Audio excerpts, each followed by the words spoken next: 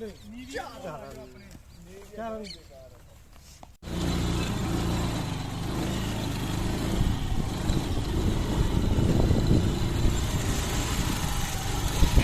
कर देना 10-15 मिनट जो तेरे बूठे तक लगन लग जाना हाथ फिर थोड़ी देर हमने कह के कला पानी पी खड़ा हो गया।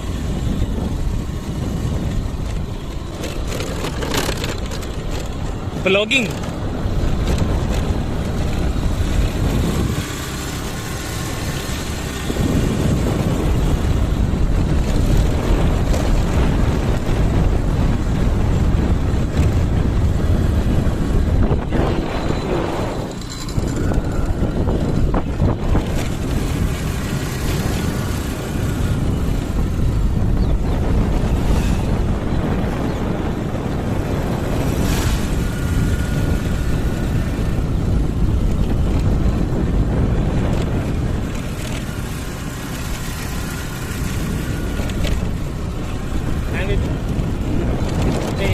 एडिटिंग किती गोल करून